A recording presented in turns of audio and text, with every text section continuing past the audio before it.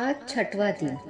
गुरुजी राम कहानी को आगे बढ़ाते हुए कहते हैं, समस्त भूमि गुजरी और विद्याधर राजाओं को वश में करने के पश्चात दशानन अपना समय शांतिपूर्वक धर्म ध्यान आदि में व्यतीत करने लगे। एक दिन उन्होंने सुमेरु पर्वत पर स्थित अकृत्रिम जिन चैत्यालयों के दर्शन कर लौटते समय रास्ते में बहुत तेज आवाजें सुनी। कारण जानने पर ज्ञात हुआ कि वहां पर अनंत वीर्य मुनि राजा दशरथ के जो बड़े भाई हैं, उनको केवल ज्ञान हुआ है और वहां उनकी गंध कुटी है। यह जानकर दशानन पृथ्वी पर उतरे और उन्होंने केवली की वंदना स्तुति की। उसके पश्चात अपने योग्य स्थान पर बैठकर धर्म श्रवण किया। धर्मोपदेश के पश्चात वहां उपस्थित धर्मरथ मुनिराज ने दशानन से कहा कि तुम अपनी शक्ति अनुसार कुछ नियम ले लो। यह सुनकर दशानन मन में सोचने लगे कि खान पान तो मेरा वैसे ही पवित्र है, मैं रात्रि भोजन भी नहीं करता हूँ, न ही जमी कन का ही सेवन करता हूँ, अभक्ष्य का त्याग तो मैंने पहले ही कर दिया है और अणुव्रत लेने में मैं समर्थ नहीं हूँ, तो फिर मैं क्या प्रतिज्ञा लूँ।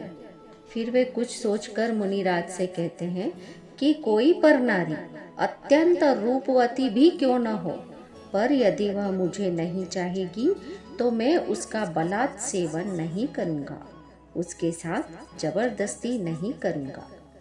इसी प्रकार भानुकर्ण और विभीषण आदि ने भी अपनी अपनी शक्ति अनुसार प्रतिज्ञाएं ली और फिर सभी लंका लौट आए। कुछ दिनों पश्चात राजा वरुण दशानन की आज्ञा का उल्लंघन करने लगे। तब दशानन ने वरुण के पास दूत भेजा। दूत ने जाकर वरुण से कहा कि तुम विद्याधरों के अधिपति सम्राट दशानन को प्रणाम करो या फिर युद्ध के लिए तैयार हो जाओ। यह सुनकर वरुण उपहास करते हुए बोला कि दशानन कौन है, क्या काम करता है, मैं न तो वैश्रवण हूँ और न ही सहस्र रश्मि, न ही मैं मरुत हूँ अथवा यम हूँ और न ही इंद्र हूँ, जो मुझे वह आसानी से बांध लेगा। देवाधिष्ठित शस्त्रों का उसे गर्व है तो रहे, मैं उसे उन शस्त्रों के साथ ही यमलोक पहुंचा दूंगा। यह सुनकर दूत लंका लौट आया और दशानन को विस्तार से समस्त समाचार सुनाए।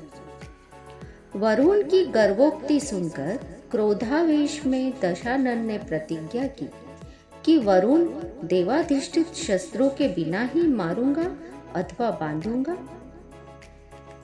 इसके पश्चात दोनों में घमासान युद्ध प्रारंभ हो गया। युद्ध के बीच में एक दिन वरुण के पुत्रों ने दशानन के बहनोई खरदूषण को बांध लिया। देवाधिष्ठित अस्त्रों के बिना युद्ध करने को प्रतिज्ञाबद्ध दशानन को कहीं बहनोई का अनिष्ट न हो जाए, यह विचार कर विवश होकर युद्ध बंद करना पड़ा। खरदूषण को छुड़ाने का अन्य कोई उपाय न होने से दशानन ने अपने मित्र राजाओं के पास सहायता के लिए दूत भेजा। एक दूत राजा प्रहलाद के पास भी गया। दूत ने वहां जाकर युद्ध भूमि के समस्त समाचार सुनाए। वह दशानन का पत्र भी दिया। राजा प्रहलाद ने पत्र तुरंत मस्तक से लगाया और उसे पढ़वाया। पत्र इस प्रकार था, राक्षस वंश रूपी चंद्रम आकाश के चंद्रमा विद्याधर राजाओं के स्वामी राजा सुमाली के पौत्र अलंकारपुर यानी पाताल लंका के पास ठहरी है। सेना जिसकी ऐसे अर्धचक्री सम्राट दशानन आदित्य नगर में रहने वाले न्याय नीतिज्ञ, देश काल की विधि के ज्ञाता एवं हमारे साथ प्रेम रखने वाले भद्र प्रकृति के राजा प्रहलाद को शरीर आदि की कुशल कामना के बाद आज्ञा देते हैं कि समस्त विद्याधर राजा तो शीघ्र ही आकर मुझे नमस्कार कर चुके हैं, पर पाताल नगर में जो दुर्बुद्धि वरुण रहता है वह अपनी शक्ति से संपन्न होने के कारण प्रतिकूलता कर रहा है, विरोध में खड़ा है। इसी विद्वेष के कारण उसके साथ अत्यंत भयंकर युद्ध हुआ था। सो उसके 100 पुत्रों ने खरदूषण को किसी तरह पकड़ लिया है। युद्ध में उसका मरण न हो जाए, इस विचार से समय की विधि को जानते हुए मैंने महायुद्ध की भावना छोड़ दी है। इसलिए इसका प्रतिकार करने के लिए तुम्हें अवश्य ही आना चाहिए, क्योंकि आप जैसे पुरुष कभी करने योग्य कार्य में भूल नहीं करते। अब मैं तुम्हारे साथ सलाह कर ही आगे कार्य करूंगा। पत्र सुनकर राजा प्रहलाद ने अपने पुत्र पवनजय को बुलाया और पत्र का सार बताकर राज्यभार उन्हें सौंपकर मंत्रियों की सलाह से वे स्वयं युद्ध भूमि में जाने को तैयार हो गए। यह देखकर पवनजय पिता को नमस्कार बोले, समर्थ पुत्र के रहते पिता का युद्ध में जाना उचित नहीं है। आप यहाँ आराम से रहें, मैं दशानन की सहायता के लिए जाता हूँ। इस प्रकार पिता की आज्ञा लेकर माँ आदि सभी परिजनों से विदा लेकर जब वे जाने लगे तो उनकी दृष्टि कोने में खड़ी अश्रुमयी अंजना पर पड़ी। पति की तरफ नजर उठी देखकर अंजना ने उनसे कहा, आपके द्वारा परित्यक्तता में अभी तक आपके दर्शन मात्र से ही जीवित थी। अब आपके विदेश जाने पर मैं कैसे जीवित रह सकूंगी? अतएव अब मुझे सिर्फ मरण ही शरण है। इतना सुनने पर भी पवनजय का दिल नहीं पसीजा और वे उनकी बातों को सुनी अनसुनी कर उनका तिरस्कार करते हुए आगे बढ़ गए। तभी विनय ने पूछा, गुरुजी, पवनजय ने अपनी पत्नी का तिरस्कार क्यों किया? गुरुजी ने कहा, जब पवनजय की अंजना से सगाई हुई थी तब पवनजय ने अंजना को देखा भी नहीं था। अतः जब उन्होंने अंजना के रूप की प्रशंसा सुनी तो उन्हें अंजना को देखने की तीव्र इच्छा हुई। यद्यपि शादी 3 दिन बाद होने वाली थी, पर पवनजय को अंजना के देखे बिना चैन नहीं था। अतः वे अपने अभिन्न मित्र प्रहस्त के साथ आकाश मार्ग से उन्हें देखने चले गए। राजा महेंद्र के महल में पहुंचकर वे सखियों से घिरी अंजना की बातचीत को छिपकर सुनने लगे। बातचीत के बीच अंजना की एक सखी बसंतमाला पवनजय की प्रशंसा करने लगी। तभी बात काटकर उनकी दूसरी सखी मिश्रकेशी कहने लगी कि पवनजय और विद्युत प्रभ की कोई तुलना नहीं। विद्युत प्रभ बल, पराक्रम, रूप सब में ही पवनजय से श्रेष्ठ है। वह शीघ्र ही मुनि होगा। यह सुनकर ही राजा ने विद्युत प्रभ के स्थान पर पवनजय से इसका विवाह तय कर दिया है। पवनजय ने अनुरक्त अंजना इतना सुनने पर भी लज्जावश कुछ न बोली। अंजना को मौन देखकर पवनजय को बहुत गुस्सा आया और वे वहां से वापिस आ गए। उन्हें संदेह हुआ कि अंजना को भी विद्युत प्रभ ही पसंद है। यदि उसे वह पसंद न होता तो सखी की बातें चुपचाप नहीं सुनती रहती। पवनजय सोचने लगी कि जो स्त्री अन्य पुरुष पर आसक्त है उससे विवाह करना ठीक नहीं। संदेह उस अमर बेल के समान है जो बिना जड़ के होती है और दूसरों के सहारों पर पनपती है। एक दृष्टि से संदेह अमर बेल से भी भयंकर है, क्योंकि अमर बेल तो पहले दूसरों को नष्ट करती है, फिर बाद में स्वयं नष्ट होती है, किंतु संदेह प्रथम अपने को ही मिटाता है, दूसरे मिटे या न मिटे। संदेह जिसके मन में पलता है सबसे पहले बर्बाद भी करता है, वह अपनों को ही समाप्त करता है। अजनबी तो इसकी सीमा से बाहर ही होते हैं। वहम इंसान का दुश्मन है जो मन मस्तिष्क पर पूरी तरह हमला कर विवेक को हर लेता है।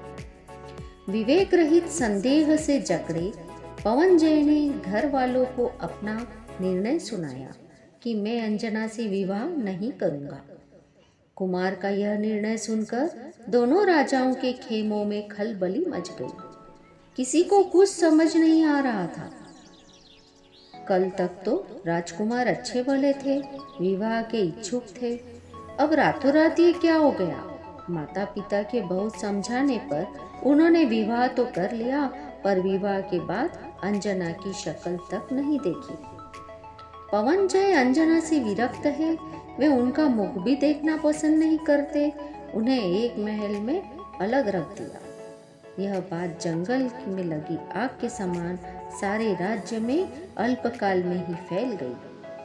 पति से परित्यक्तता अंजना अपने महल में अपनी सखी के साथ एकाकी जीवन व्यतीत करने लगी। उसका आदर सम्मान करना तो दूर, कोई उससे बोलना, उसे देखना भी पसंद नहीं करता था, क्योंकि पति से सम्मानित स्त्रियां ही सर्वत्र सम्मान पाती है। संदेह का बीज पनपता शीघ्र है, पर नष्ट में मुश्किल से होता है। पवन जय के संदेह के कीड़े ने 22 वर्ष तक अंजना से दूर रखा, और जैसा कहा जाता है कि वहम का इलाज खुद इंसान के पास ही होता है, पवन जय के साथ भी ऐसा ही हुआ। जब पवन जय दशानन के बुलावे पर दशानन की सहायता के लिए जा रहे थे, तब रास्ते में रात होने पर उन्होंने सरोवर तट पर विश्राम के लिए डेरा डाला। रात्रि के सन्नाटे में जब वे आराम कर रहे थे कि उन्हें चकवी का विलाप सुनाई दिया, जिसे सुनकर उन्हें विचार आया कि यह चकवी तो अपने प्रिय से एक रात का भी वियोग सहन नहीं कर पा रही है, और मैंने उस सुंदरी को अकारण ही 22 वर्ष का वियोग दिया। इतना ही नहीं, आते समय भी उसका तिरस्कार कर उसे छोड़ आया। अब आश्चर्य नहीं, वह सचमुच ही मृत्यु का वरण कर ले, अतः उससे मिलकर उसे सांत्वना देना आवश्यक है, ताकि मेरे लौटने पर वह यत्नपूर्वक जीवित रहे। पर अभी मैं पिताजी और परिजनों से विदा लेकर आया हूँ, अतः वापस जाना भी उचित नहीं है।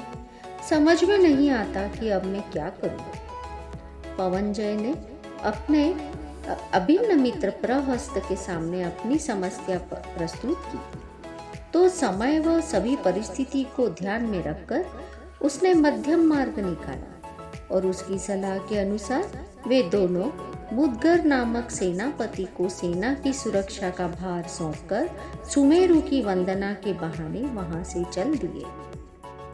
मित्र के साथ कुछ ही देर में वे अंजना के यहाँ पास पहुंच गए और कई दिन अंजना के साथ रहे। वर्षों के विरह के पश्चात हुए मिलन में वे इतने दोनों खो गए कि उन्हें समय का ध्यान ही नहीं रहा, वे अपने कर्तव्य को भी भूल गए। फिर प्रहस्त के द्वारा याद दिलाए जाने पर वे युद्ध को जाने के लिए जो ही तैयार हुए, तो अंजना ने कहा, आप अपने आने की सूचना माता पिता को तो देते जाइए, अन्यथा वर्षों से आपके द्वारा परित्यक्तता में आपके इस प्रच्छन्न मिलने से कलंकिनी घोषित हो जाऊंगी। पवन जय ने अंजना के इस प्रस्ताव पर गंभीरता से विचार नहीं किया। लज्जावश वे माता पिता के पास नहीं गए, पर अंजना के बहुत कहने पर अपने नाम से युक्त अंगूठी देकर बोले, यदि कभी जरूरत पड़ी तो इसे प्रमाण के तौर पर अपने पास रखो। वैसे हमारा यह प्रच्छन्न मिलन प्रकट हो, इससे पूर्व ही मैं तुमसे आकर मिल लूंगा। कुछ दिनों पश्चात अंजना का गर्भ प्रकट होने पर पवन जय के माता पिता और परिवारजनों ने कलंकित जानकर उसे सखी के साथ अकेली पीहर भेज दिया। उसने अपनी सफाई में मुद्रिका भी दिखाई, पर उस पर किसी ने विश्वास नहीं किया।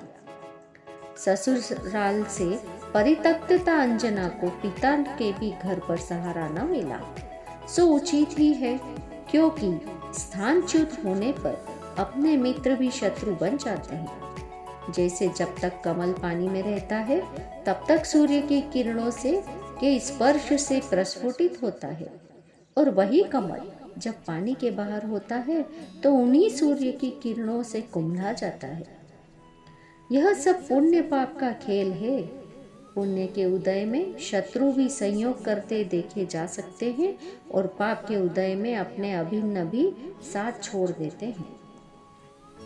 दुर्भाग्य की सताई हुई अपने पूर्वोपार्जित दुष्कर्मों का फल भोगती हुई अंजना अपनी सखी वसंतमाला के साथ गहन जंगल में चली गई।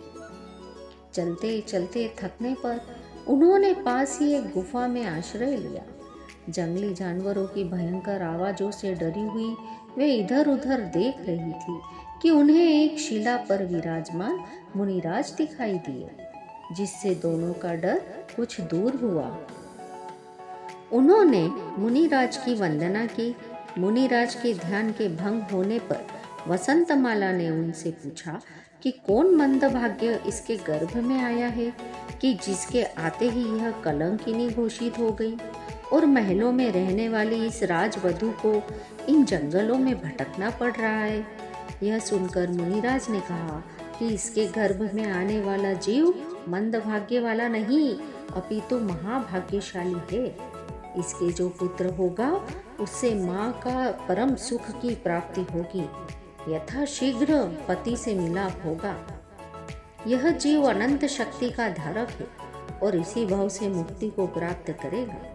इस प्रकार उनकी जिज्ञासा को शांत कर मुनिराज तो आकाश मार्ग से विहार कर गए और उनके कहे शब्दों से अपनी सखी अंजना को धैर्य बंधाती हुई वसंतमाला ने विद्या बल से अंजना के खान पान आदि की व्यवस्था की।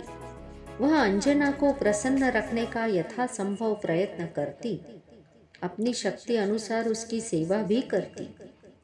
इस प्रकार जंगली जानवरों से डरते हुए, अनेक प्रकार के कष्ट उठाते हुए, मुनिराज के कथन से एक दूसरे को धैर्य बंधाते हुए उन्होंने दिन व्यतीत किए। योग्य समय पर अंजना ने सुंदर पुत्र को जन्म दिया, जिसके तेज से गुफा प्रकाशमान हो गई।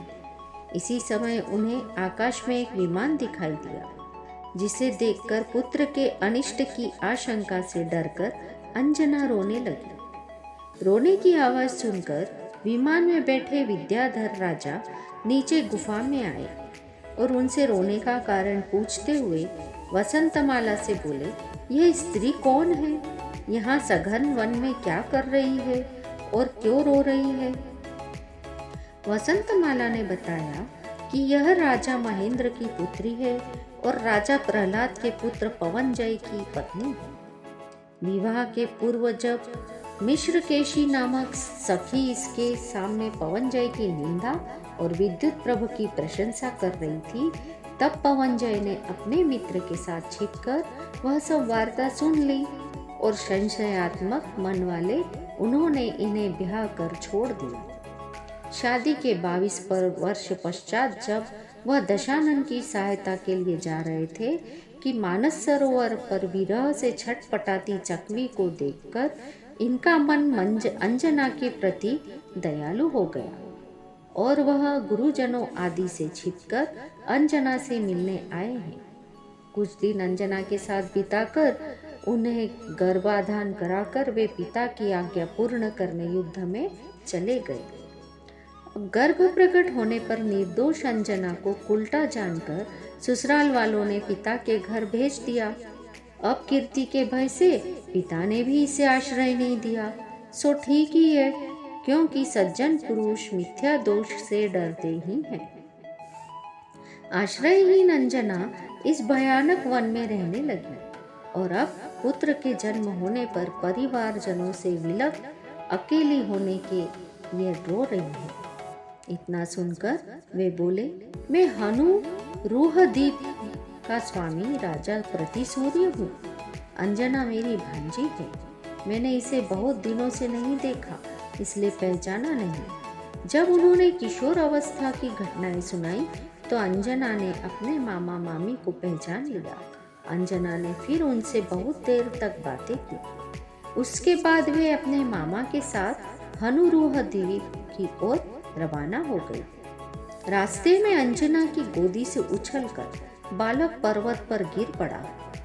पर आश्चर्य यह कि शीला चकनाचूर हो गई, पर बालक को खरोच तक नहीं आई।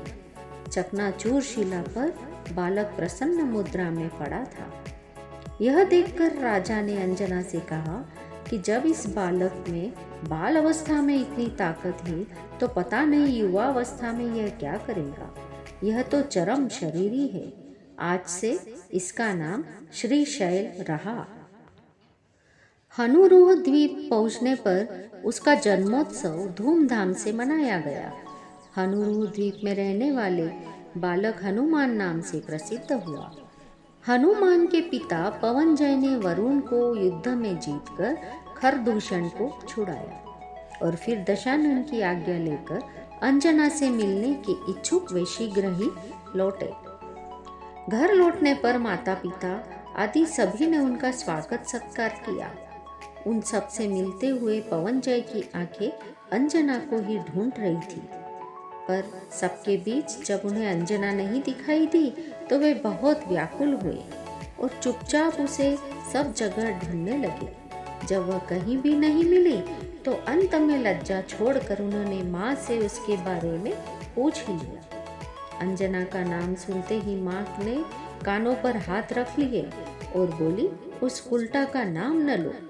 न जाने कहाँ अपना मुंह काला करके आई थी, अतः हमने उसे उसके पिता के घर भिजवा दिया। पवनजय एक पल न रुके और महेंद्र नगर गए। श्वशुर ने अब उनकी बहुत आवभगत की। सबसे मिलने के पश्चात जब उन्होंने अंजना के बारे में पूछा तो उन्हें वहां भी निराशा ही हाथ लगी। अंजना को वहां न पाकर उन्होंने तुरंत नगर छोड़ दिया। नगर छोड़ने पश्चात पवनजय ने अपने पित्र को माता पिता के पास भेज दिया और कहा कि अंजना के बिना मेरा जीना सुनिश्चित नहीं, अतः मैं उसे ढूंढने जा रहा हूँ और आपको भी जो उचित लगे सो करो। प्रहस्त को भेजने पश्चात अंजना को ढूंढते हुए पवनजय पागलों की भांति इधर उधर भटकने लगे। बिना खाए पिए ऐसे ही घंटों विचार मग्न पड़े रहते। प्रायः वह भोला भाला मासूम चेहरा उनके मानस तल पर उतर आता। जो उनसे कह रहा होता, अपने आने की सूचना माता पिता को तो देते जाइए। जब भी दर्पण में अपना चेहरा देखते उन्हें अंजना का अश्रुपूरित तरल चेहरा नजर आने लगता और वे उस प्रतिबिंब को देखकर पुरानी यादों में खो जाते। इस प्रकार अंबर गोचर नामक हाथी पर घूमते घूमते वे भूतरव नाम के वन में पहुंचे, जहां उन्होंने हाथी को छोड़ दिया और उससे बोले कि तुम्हारी जहां इच्छा हो वहां जाओ, अंजना के बिना मेरा जीना मुश्किल है। यह कहकर उन्होंने प्रतिज्ञा की कि जब तक अंजना के समाचार नहीं मिलते तब तक मैं खाना पीना और बोलना छोड़ता हूँ। पवनजय के मित्र प्रहस्त ने जब पवनजय के समाचार उनके माता पिता को सुनाए तो माँ ने विह्वल होकर कहा कि तुम मेरे पुत्र को अकेले छोड़ आए हो, यह तुमने अच्छा नहीं किया। पता नहीं अब वह कहाँ कैसा होगा। इस प्रकार उसकी याद करते हुए माता पिता बहुत दुखी हुए। सो उचित ही है, क्योंकि जो मनुष्य बिना विचार किए सहसा निर्णय ले लेते हैं उन्हें कष्ट ही होता है, पश्चाताप भी होता है। राजा प्रतिसूर्य के पास जब राजा प्रहलाद का दूत पहुंचा तो उसके द्वारा पवनजय के समस्त समाचार जानकर राजा प्रतिसूर्य और अंजना बहुत दुखी हुए। अपने को संभाल कर राजा प्रतिसूर्य अंजना को धैर्य बंधाकर तुरंत पवनजय को ढूंढने निकले। इस प्रकार विजयार्धवासी विद्याधर त्रिकुटाचलवासी राक्षस राजा प्रतिसूर्य के साथ मिलकर यत्नपूर्वक पृथ्वी पर पवनजय को ढूंढने निकले।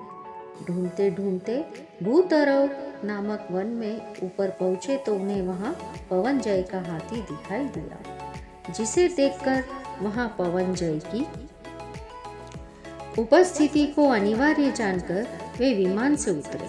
वह धीरे धीरे पवनजय को ढूंढने के लिए आगे बढ़ने लगे। सेना सहित राजाओं को देखकर स्वामी रक्षा में तत्पर पवनजय का हाथी उन लोगों पर विघ्न करने लगा।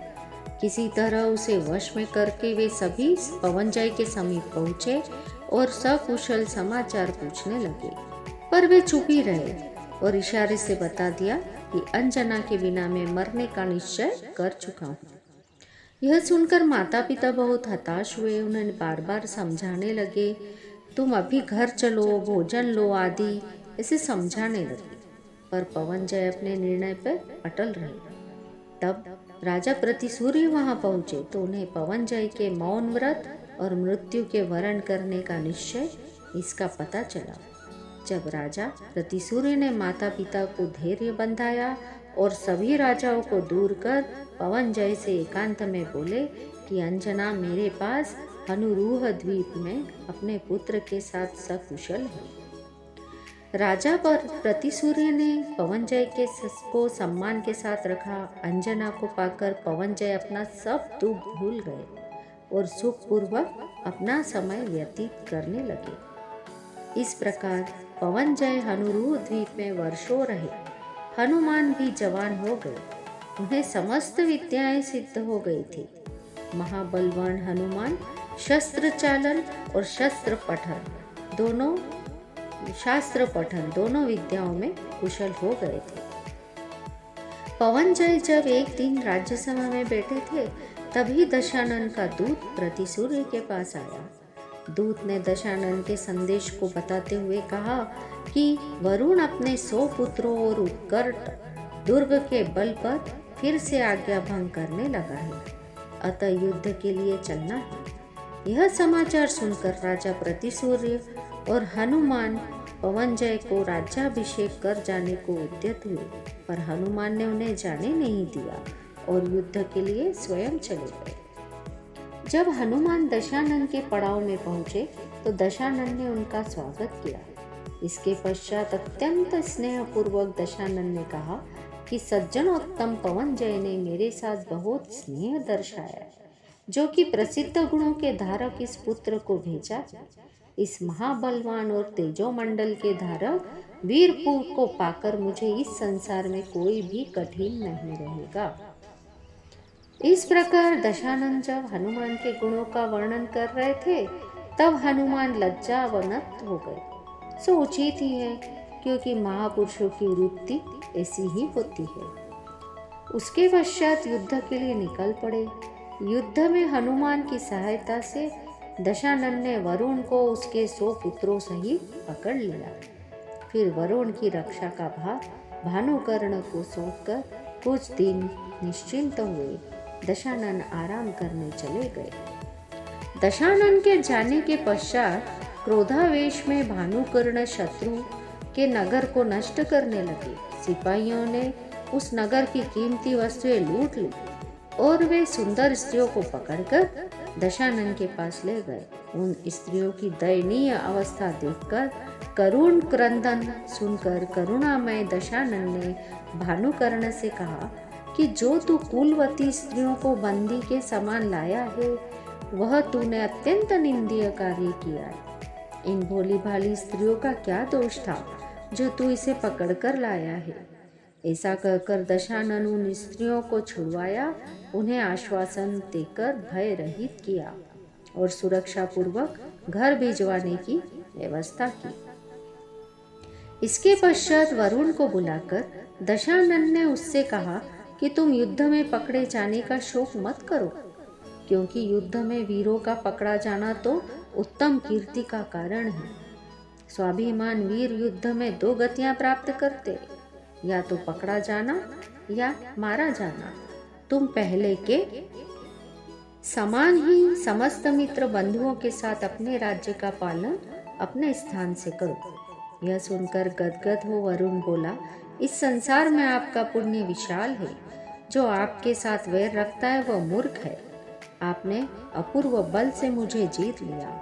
वीरों में अग्रणी आप वीर भोग्या इस वसुंधरा का पालन करें।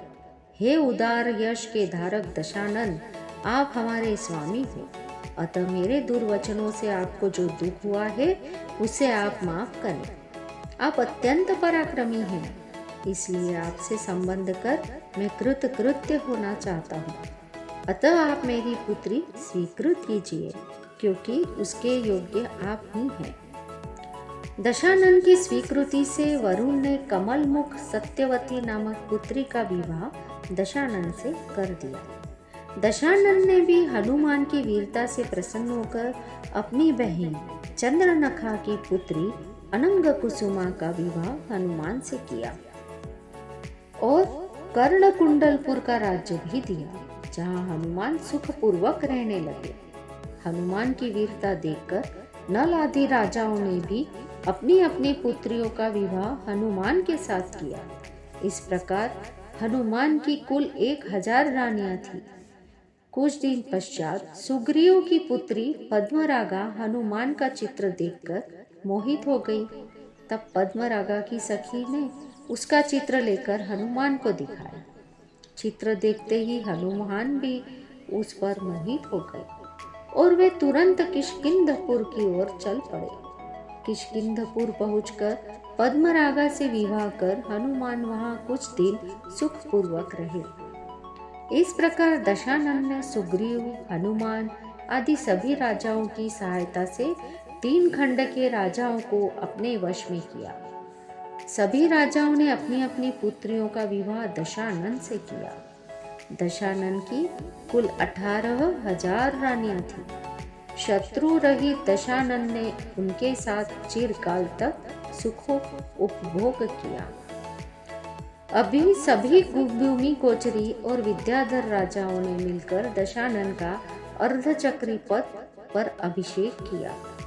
अनुपम कांति के धारी महाप्रभावशाली दशानन की आज्ञा सभी शिरोधार्य करते थे। सभी उसके कार्यों की प्रशंसा करते थे। इस प्रकार विशाल कीर्ति को धारण करने वाले दशानन ने वंश परंपरागत लंकापुरी को स्वशक्ति से प्राप्त करके आश्चर्यकारी ऐश्वर्य और संसार संबंधी श्रेष्ठ सुखों का बहुत समय तक उपभोग किया।